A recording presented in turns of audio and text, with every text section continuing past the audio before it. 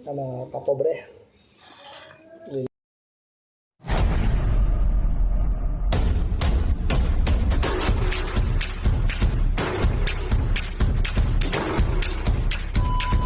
Linis tayo ng isda natin, no? Small fish bangus natin na ulamin. Paano na natin ang kaliskis.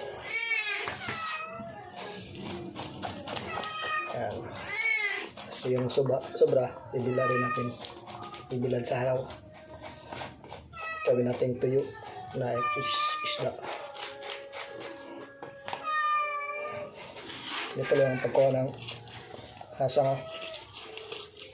Pwedeng daliri lang. Ito, yan. Tanggal. Tapos bibiyak nyo sa gitna. Makuha yung ito ka. Ito lang natin ilagay yung bitoka. Kasi kakainin na usap eh.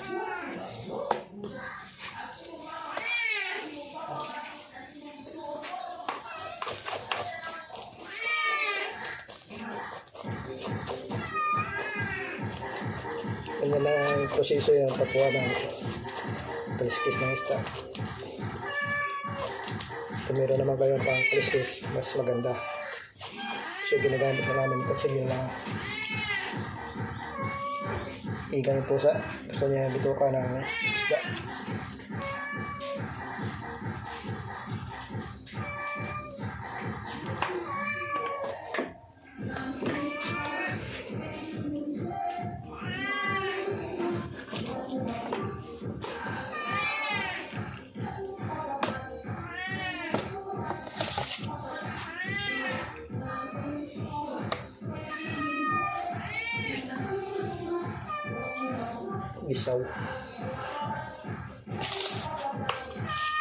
Gisaw.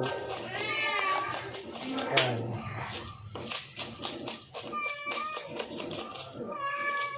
Yan lang po. Kuha. Dali lang. Dali lang.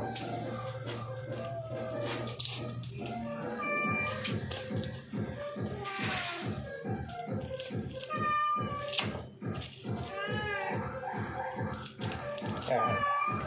Dali lang.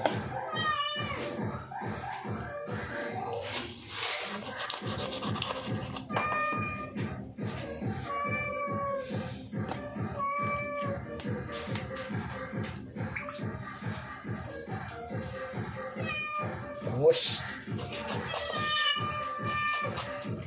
Yan ang po mga pobre.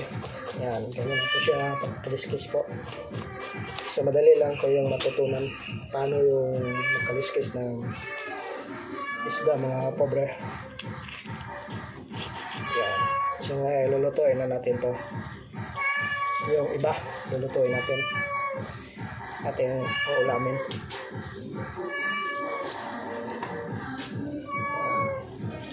Tuloy ang ulam namin mga pobre. Yan, ito lang po.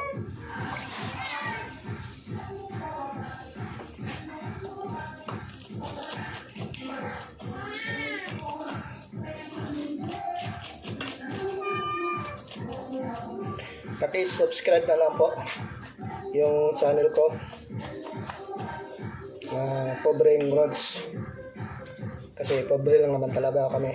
Ako po, pobre. Yan. Yan. Napakita ko lang sa inyo gaano kami ka pobre. Yan lang po. Yan. Ito yung ulamin namin. Mamaya. Yan. See you. Mga pobre yung ito po ay daw ng gulay na bago. Makikita lang ito sa mga gubat sa bundok. Yan, para yung daon niya para siyang banaba o kayabano. yung dahon. Pero ito po ay kwanto, bago na gulay, dahon ng kahoy sa gubat makikita. Ayan po. Ito yung ating bangus kinina, tinanggalan natin ng kaliskis. Ito yung kulam po. So ayan po, ihalo natin dito yung bago na gulay. Naglagay natin na yung gulay na bago. So hindi ko to talaga, kahoy po to yung dahon. So yun.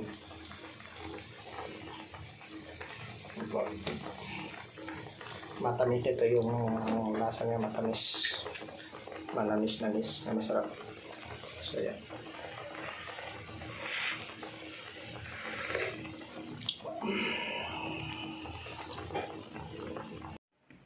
Ito na po yung pinaskok natin mga pobre. Yan po. Yan.